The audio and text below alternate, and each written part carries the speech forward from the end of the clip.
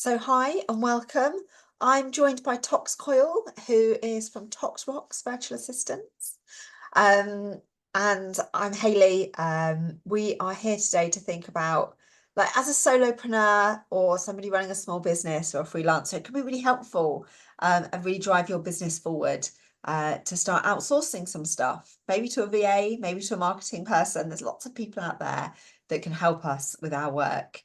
But going to explore specifically today virtual assistants and how that can help our business. I know people have got some questions, which is great. And me and Tox are just thinking, like, we'll have a bit of a chat and see where that takes us. So, Tox, thank you for stepping in pretty much last minute to fill this gap for me. I'm very, very grateful.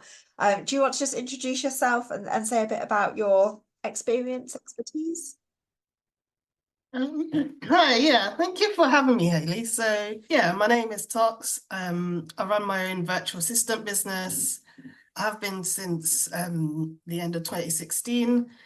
So, yeah, so it's me, but I also have a team as well that I work alongside with to delegate some tasks to. So, yeah, basically we do a range of we provide a range of admin, tech VA, and marketing support for small business owners.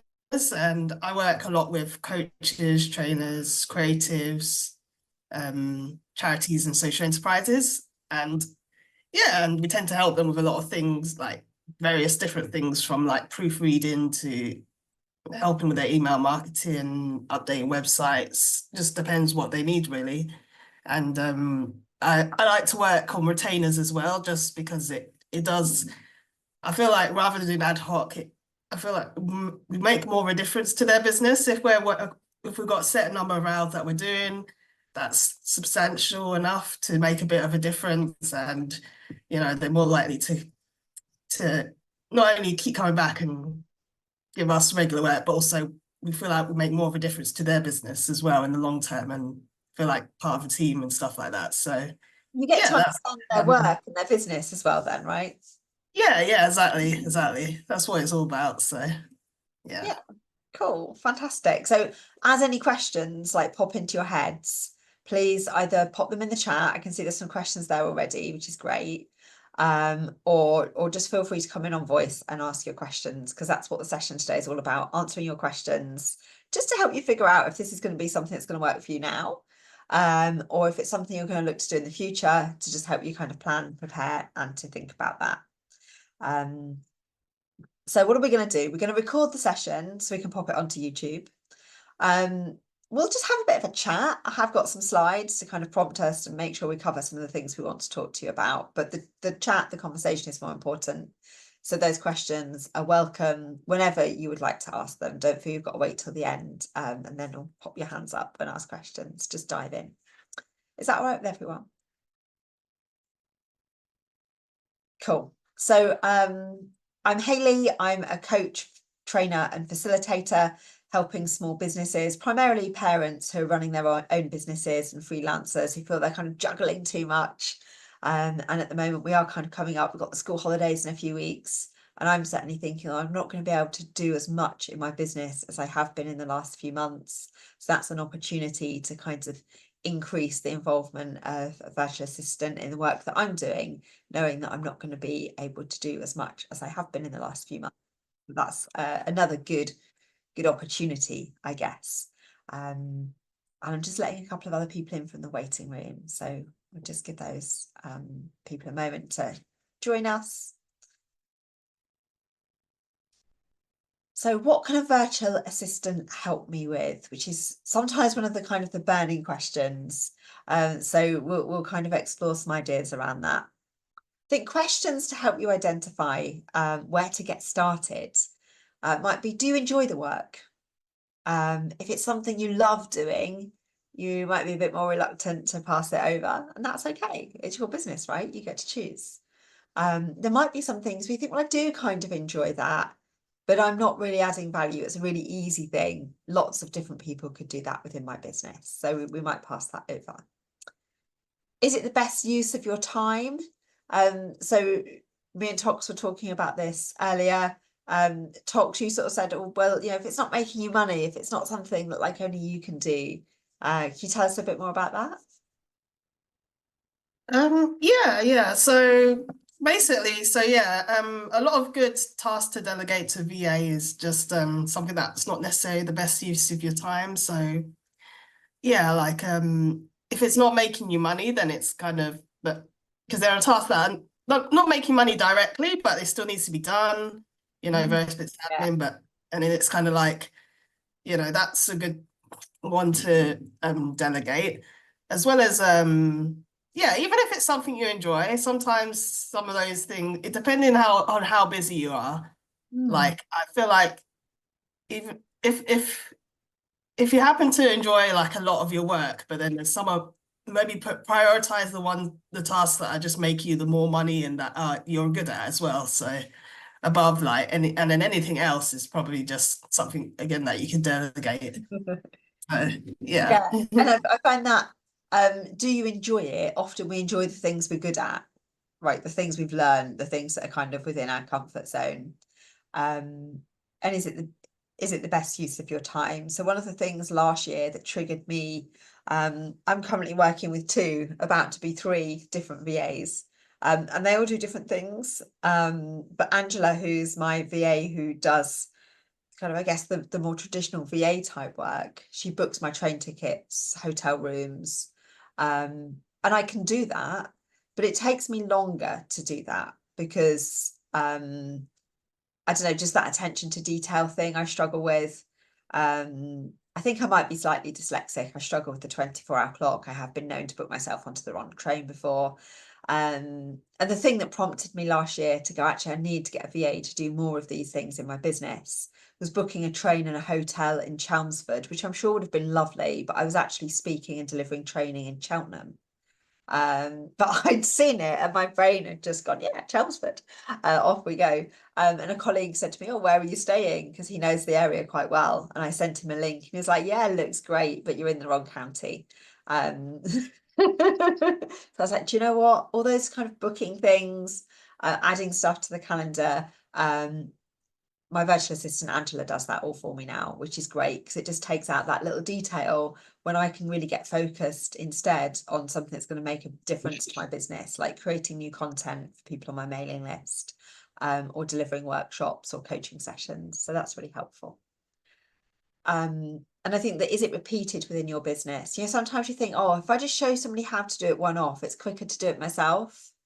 But actually, if that's something that happens regularly within your business, then it might be a good idea to look into somebody else getting involved with doing that.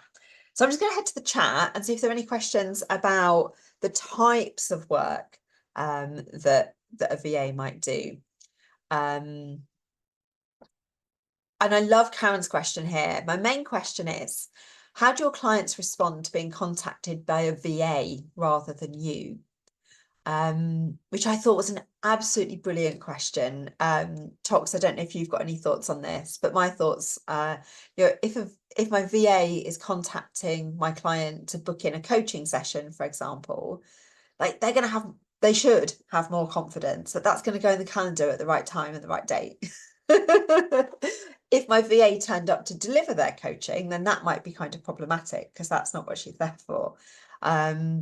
So I've never had a client kind of question or complain, or even kind of say, oh, I was surprised to be contacted by your virtual assistant. I usually send an email saying, oh, thank you.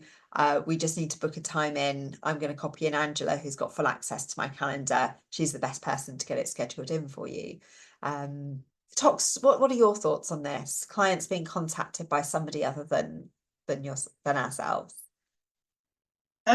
Yeah. I mean, what you've discussed there is what I've encountered. Like I feel like a lot of businesses, it's quite common now to have like whether it's a VA or PA or something. So I don't think it's gonna upset a lot of clients, but then I suppose it depends on your sort of business and what you want to portray and maybe your processes. But I've had a mix of like clients that they're happy for people to know that like I'm emailing them on their behalf for things.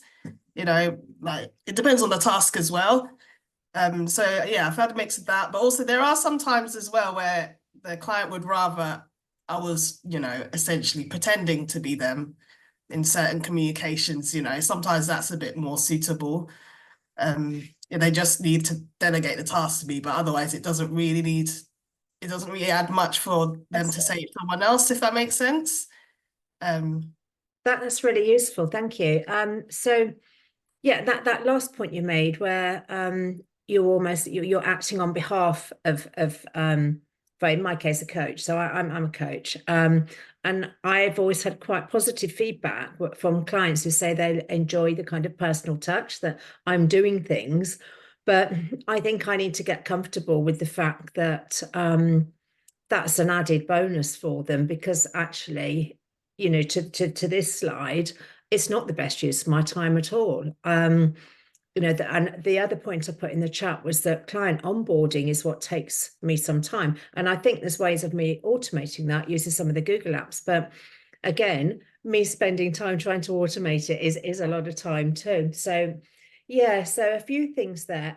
I did like that last point though, that sometimes you may be working on behalf of me, and so that it's not clearly coming across that it's not me, which I think could be useful in some scenarios, but then in others where it's clear that actually this is an administrative task, and actually looking at it the other way, the coachee, it would be better for them to see that I'm using my time doing what I do professionally, and not something that my VA is their profession to do it. So we're all doing the right roles. So no, thank you for that. I was just a bit concerned, would there be not necessarily a negative connotation, but somebody thinking I'm not being as personable or as kind of looking after them individually as I am at the moment.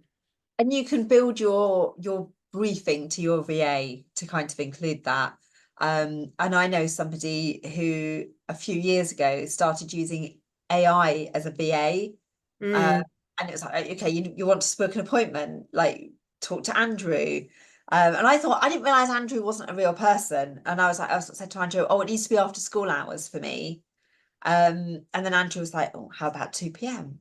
I was like, oh, not listening. And then I went back and gave this person whose VA it was, I was like, can I give you some feedback about your VA? And he was like, yeah, I've stopped using it now. It was AI. It wasn't very good. I'm sure things have changed, but actually that personal touch, having a human being do that is Yeah. much better. So like I would much rather Tox contacts my clients or Angela contacts my clients than experimenting with some kind of computer program. That feels like a step too far.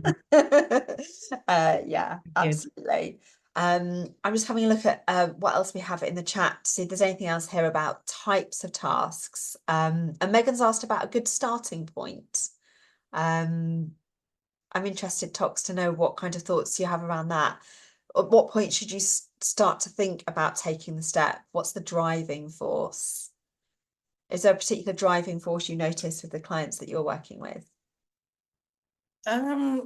Yeah, so I think it's generally a case of I like to say it's when you get quite busy in your business. Yeah. Like it might not be suitable for a lot of, like if you're right at the start anyway, and you're not really making much money and you're not got much experience in business, but once you get to a certain point, or well, even if you have experience, like sometimes people make new businesses as well, I suppose. But if you're, as long as you've got experience and you're making some decent money, and you're also getting to a point where you're so busy that perhaps you're full up with client work and you need to just start delegating those tasks like admin that don't need to be done by you. Maybe you also want to scale further, and then with that as well, you can't really scale without some additional help. So again, that's like a time when you need to think about bringing on like a team member, like a VA, to just delegate extra tasks onto. So yeah, it's just a case of when you get too busy to handle everything you're doing, and perhaps if you want to scale as well. Yeah, and I definitely noticed, a lot of the work I do is around productivity and helping people to manage high workloads. So for me, it was like, well, these are things that need delegating. It'd be good if I didn't have to do them. I haven't got capacity to do everything. Like, who is the best person to delegate it to?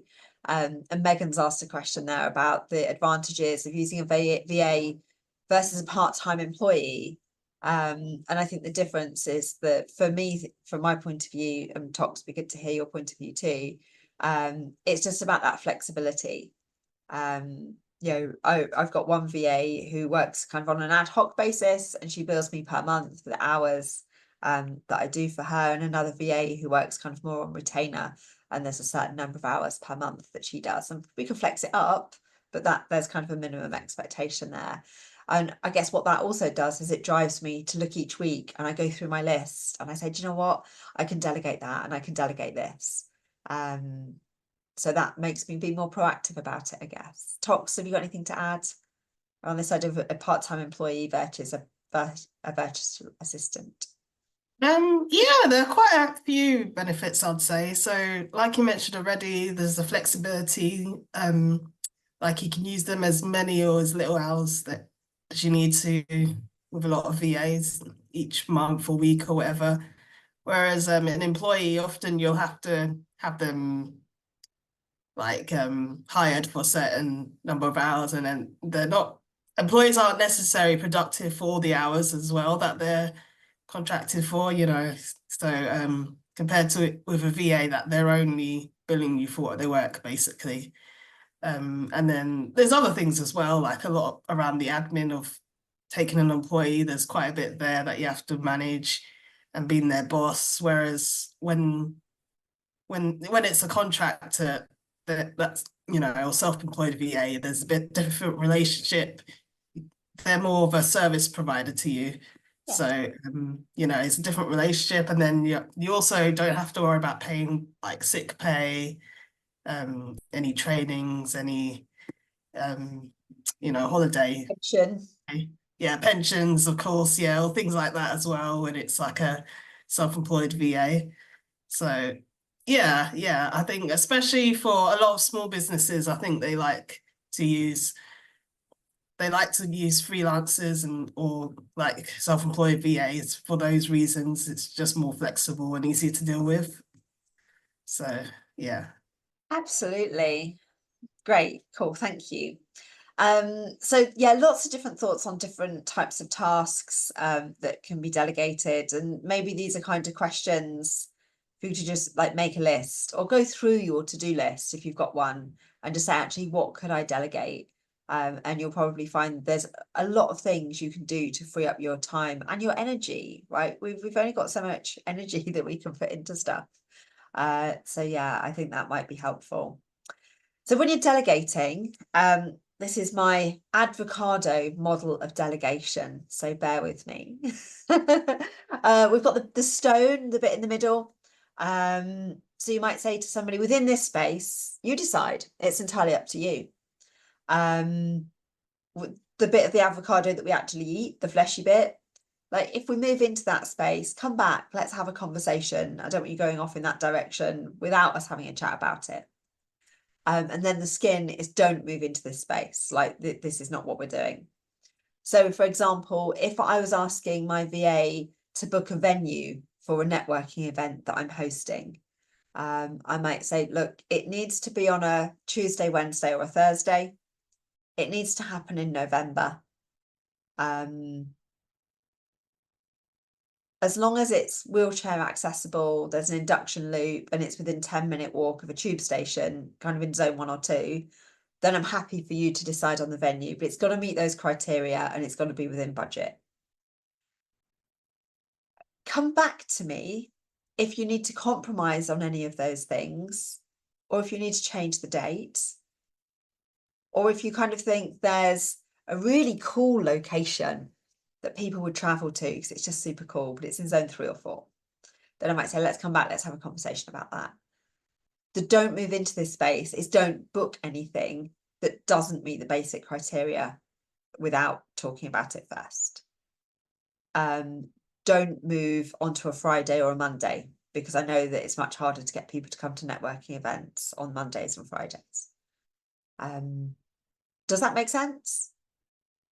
So if you can give somebody some clear parameters about the task that you're asking them to do, it gives them a bit of freedom to explore that piece of work or that project. But you've got clarity that they're not going to go off in a direction that doesn't work for you. And then Hayley, would you revisit this with comfort once you're comfortable that actually they have got the ability to make more decisions? Yeah. So maybe if you're first starting to work with somebody, maybe the stone bit's quite small. Yeah. In fact, when I think back to when I used to manage a team of people, sometimes the stone would be, come back to me with your ideas. There's no idea that's off the table, but don't go and do anything. Just come back to me with your thoughts and your views, particularly if I was working with somebody who was quite inexperienced. Most VAs will have some experience of either working as a PA or a virtual assistant. Like, you know, Tox has got a whole team of assistants working with her. So she's very experienced. But that's gonna, you know, that stone gets bigger the more you trust each other, the more you work together, the more you get to know somebody's working style and how they might do things. Yeah, for sure. Any other questions around delegating? Okay. Like, one of the key things is setting those good foundations right from the outset. And this goes to Megan's question, I think, about the best ways to communicate and share information. I love that point. Sometimes like it's easier to just, takes longer to explain the task than it does to do it yourself. And there might be one-off times where that's the case. And you think, do you know what, I am just going to do it myself. But if it's something that repeats within your business and they can do that one-off task a number of times, if that makes sense, then yeah, it's going to be great to get somebody trained up to be able to do that. So in terms of setting good foundations, Tox, what are your thoughts? Yeah, so I guess foundations, it's just a case of, yeah, just trying to, I think as a VA, I find it easiest to work with clients that are like a bit, you know, somewhat organized. I know they're not all going to be, obviously, but if they're already, you know, say have processes in place for, well, most businesses will have processes anyway, but if you have them documented as well, so whether that's in like a written SOP or you record like a Loom video of how you do things, and then that makes it a lot easier once you do want to start delegating to anyone. So yeah, just things like that, as well as I suppose as well, like just trying to get yourself a bit more organized in terms of like, are you effectively really using your calendar as effectively as you can and doing good time management to try and streamline your time. And once you've done all that, then it's a bit easier to know where you can slot in the VA and where they can help you, I suppose. Absolutely. And I think an important part of that for me is also like letting the VA know how I like to communicate. So some of you I've worked with before and will know that if you email me, I will definitely see your email, but like not necessarily within the next few minutes, and probably not in the next few minutes. But I do deal with my email once or twice a day. So my VA knows if she needs something from me straight away, like to send me a WhatsApp message. That's the best way to get hold of me if you need action for today. I always check with the VA, I'm working on a Mac. So if I'm sending a Pages document, I might need to just update that or export that to be a Word document. If my VA is working on Windows, I know if they're using a Mac, I don't need to do that. So little details like that, I think, are helpful. And just kind of, I think, expectations around response times and how you're going to delegate work. So with my VA, Angela, I email her a task, or I have been emailing a task to her if it's not urgent. If I wanted to do it that day, she's asked me to WhatsApp her. And then recently I use a task management tool called Todoist. So I've created a new project where I'm sharing some of my tasks with Angela, and she's like, for the first week, could you just keep emailing me so I make sure that I'm seeing them and that they're coming through okay on this new tool. Tox, I think you use Trello and Asana with some of your clients. So different people, it's about what's going to work for you and your VA together. It's a partnership. So figuring out how that might work. Mita's asked a brilliant question there about foundation setting. Really interested in your thoughts on this, Tox, around micromanaging. Is micromanaging a problem with setting a foundation? Is micromanage all right? I'm just trying to think. I suppose it depends what sort of context you mean that in, but I think I mean more like have you done it yet? Have you done it yet? Have you done it yet? that kind of, build when you're trying to build that trust. Yeah. How much of it is it a problem, or is it just one of those things where it takes a week to build the trust, or is it no, actually for some people it's forever and for others it isn't? I mean, yeah, I think we try not to do too much of micromanagement in like the VA client relationship. I think at the start, yeah, there is going to be a bit more, there is going to be that whole onboarding and getting to know each other, and the VA getting to know the client's processes and all that. But I think as well, like as long as there needs to be clear communication on both sides as well. Like it's when the client sets a VA a task, and they just need to like give a deadline, or the VA needs to make sure they have a deadline as well, a clear deadline.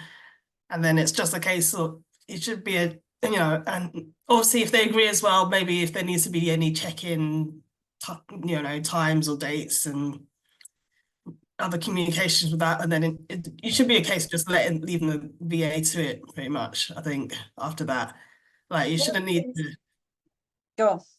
Sorry. Oh yeah, no, I was just saying, yeah. I mean, I think you shouldn't need to chase up a good VA anyway. I suppose I think obviously the VA's kind of gone past the deadline and gone quiet, and you're still waiting for the work. Then yeah, I guess you would need to chase up. But a good VA shouldn't let that get to that point, I guess. Yeah. Like even if something's happening that they're late or whatever, they should get in touch and let you know. But otherwise, yeah, just communicate from the start what deadlines are and what check-ins are expected, and then, and then the VA should just stick to that really and keep you updated regularly. Absolutely. And I think one of the things I sometimes do, some tasks could go on forever, right? I asked one of my VAs to do some work around some research around multitasking. Less than 2% of the population can actually multitask, and I wanted to know more about that. So like research, that could be a whole PhD. I said, right, maximum of 3 hours to see what you can find. I'm looking for kind of 4 or 5 articles that give a different perspective. And then I was able to kind of put a time limit on, let's see what you've got after 3 hours. Let's see if that's enough to give me what I need. And if not, I might say, okay, but I particularly want to look at this aspect. And Ina shared there in the chat. Oh, that's just moved.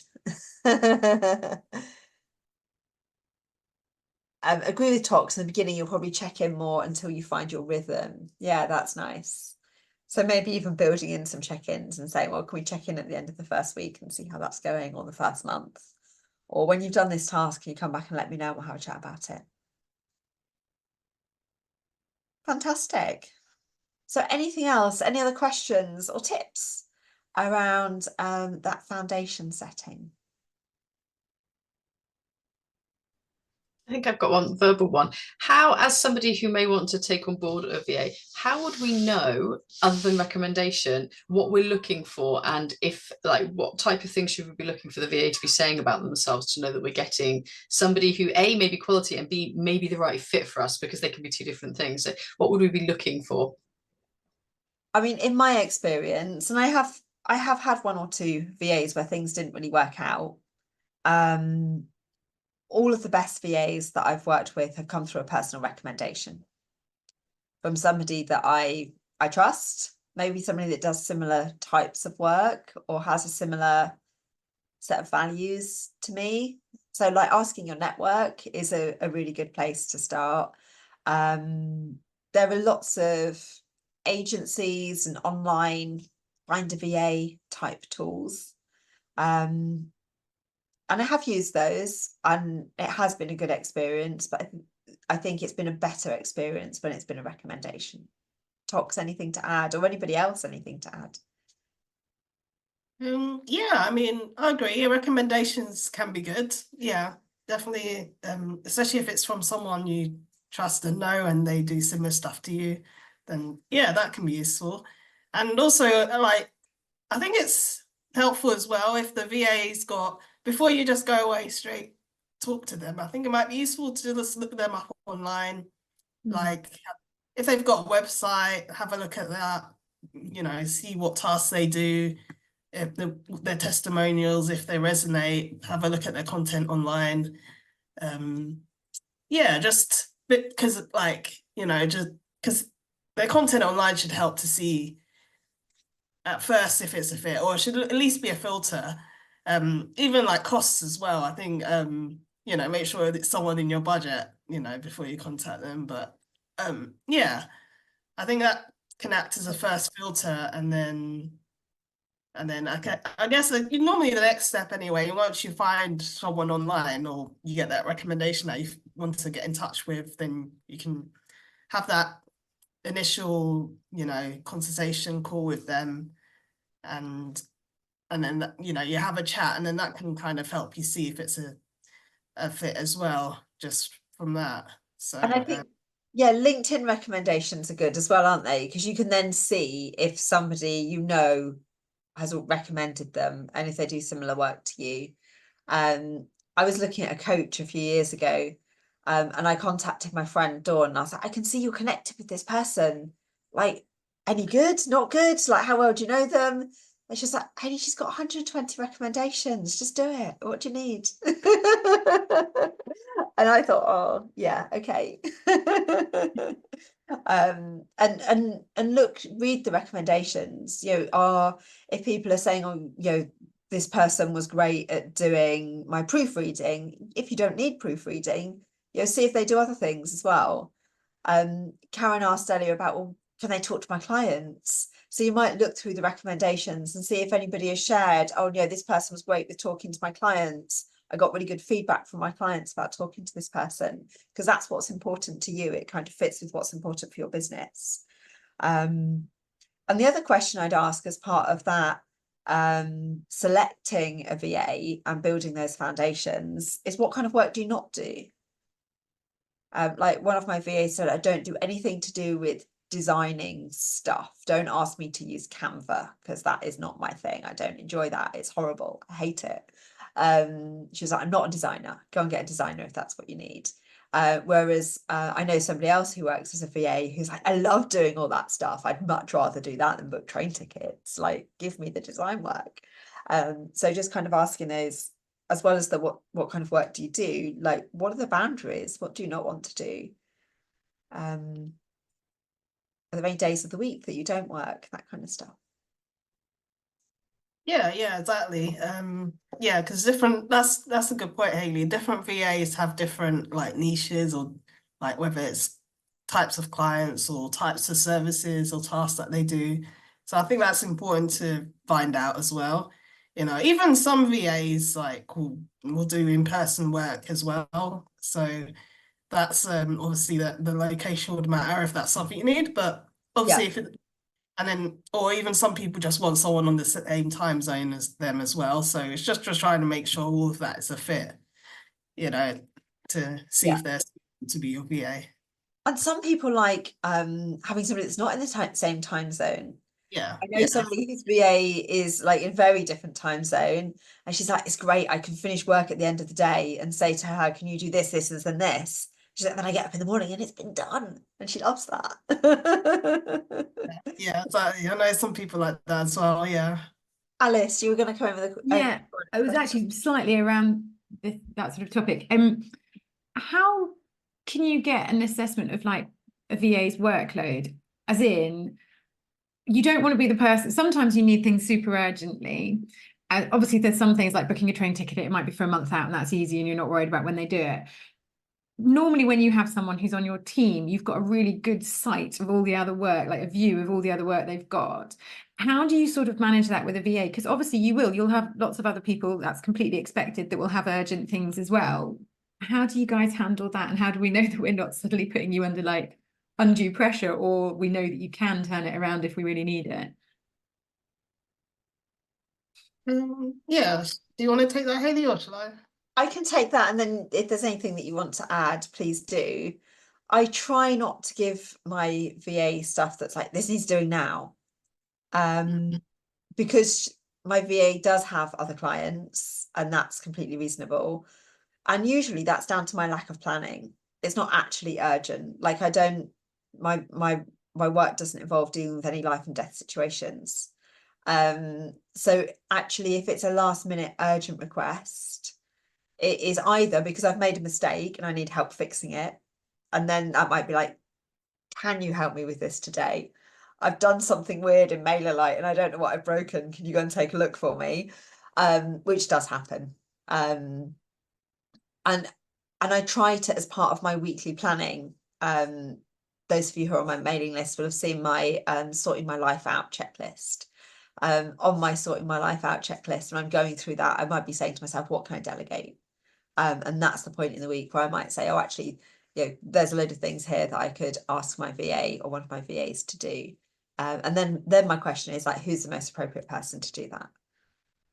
If it's design work, I know there's one person not to give it to and another person who loves that. So that's the main difference in the kind of the people that I'm working with. Tox, have you got anything to add? Yeah, I pretty much agree with you. Yeah, like I feel like most tasks are not really urgent. So I mean, yeah, like you said, and then I think as well, it's just a case of just clear communication, like try and have expectations from the start as well as you go along about how soon does the client need something done? Does it need to be the same day, or can it wait the next day, or even like a week or whatever? And then it's also up to the VA as well to make sure like they know the deadline, because sometimes understanding clients might forget, or they might just assume, oh, they can just do it straight away, but the VA just has to make it clear and clarify, oh, this is when I can do it, is this okay, sort of thing. And then it's just agree the deadline between you two, and then it's then it's all good as long as it works for both of you, I think. So so obviously with them being working with other clients, you're not going to know what the whole schedule is, but you're never going to know what anyone's schedule is, even if they're employed by you, you don't know what else they got in their life that they deal with. So I think it's just a case of just agree the deadline and then just hope they keep on time with it, really. Absolutely. I did have something a couple of weeks ago. I was like, oh, I really need this doing today. And it was my last minute rushing. I was writing a proposal. I wanted somebody to proofread it. So I just sent a message on WhatsApp and said, I've got something that will need doing tomorrow morning before midday. Will you have capacity to do that or not? And then that person can come back and say, yeah, that's fine. Or actually, no, that doesn't really work for me this week. So yeah, it's just about being polite, really. I think it comes to communication, as Tox already said. I had a client that was at an event and and she was stuck on a train track essentially because a train broke down.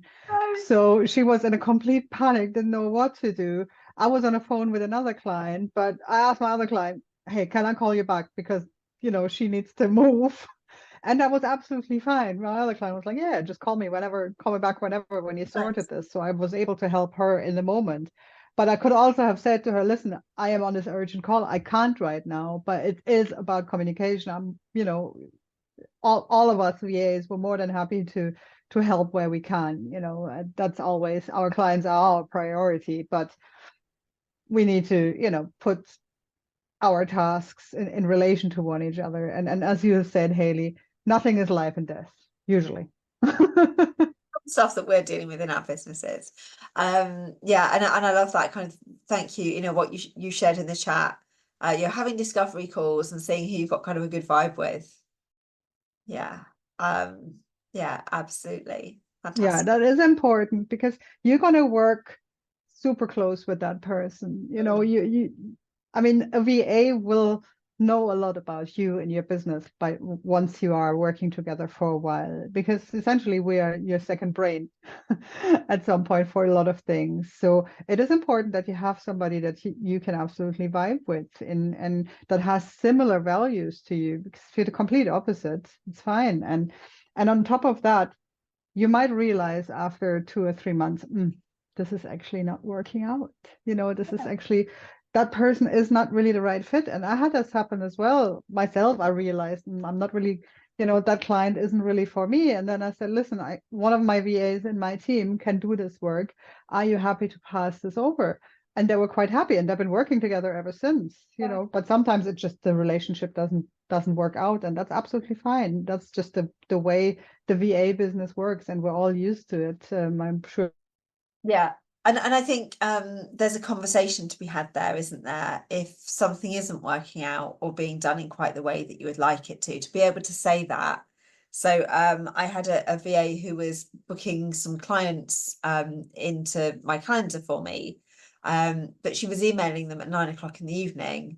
And I kind of went back to her and said, oh, I don't, you know, firstly, is the workload too much? And she's like, no, it's just that I've got young kids. I like to take the afternoon off and then work later when they go to bed. And I was like, yeah, that's absolutely cool.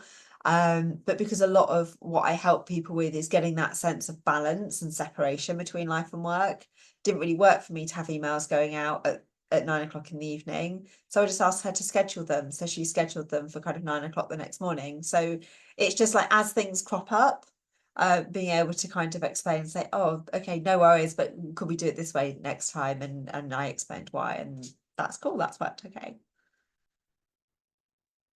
There was a question right at the beginning, Mita. You said, for the first time, I can't imagine how to implement. Are we getting any clearer on what that might be, what that might look like?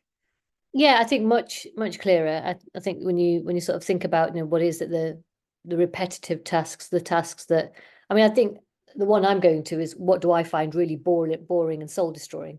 And that is my go-to, rather than the you know, the what's going to make money for me. It's more about, you know, what is it that I absolutely have to do, but I just can't press the send button for whatever reason. Yeah. And it is just, it's things that I would find tedious, but somebody else may not. Yes, and that's the thing. Like Tok said to me before, like, oh, I quite like proofreading, and I was like, I hate proofreading. I'm rubbish at it. I really don't enjoy it. So like, what you don't enjoy, like somebody else might really like. So it's kind of finding that match, I guess. Yeah. Okay. So thank you all for being here. Before you go, I just want you to jot down any next steps that you think you might want to take in this direction. Maybe it's not for you now. And if it's not for you now, what might be happening with you or your business? We might think actually now's the time. So just jot that down, when might be the time. Or if you're thinking this is something you might like to do, what's the first action that you're going to take? You know me, I'm all about the action. What are we going to do? So Tox, if people are interested in starting to work with Tox Rocks, what should they do?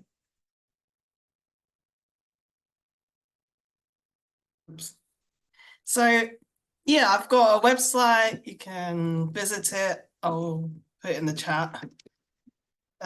So yeah, oh sorry, that's not clickable, but yeah, if you want to copy and paste that into your browser anyway, and you can have a look at my services and what I offer, who I work with, my testimonials, and then yeah, my email address is on there. You just drop me an email and just inquire, and we can see if, you know, if we're possibly a fit or not to work together. So yeah, that's pretty much me. Fantastic, thank you. And I run a 6-month program for people who are running their own businesses or people who are freelancers who need to get focus, stop procrastinating, and get on with moving their business and their work forward. So if that's interesting for anybody, my next cohort doesn't start till October. If you sign up in the next 2 weeks, there are some special summer bonuses for you. So thank you all for joining us. I will stop the recording. If anybody does have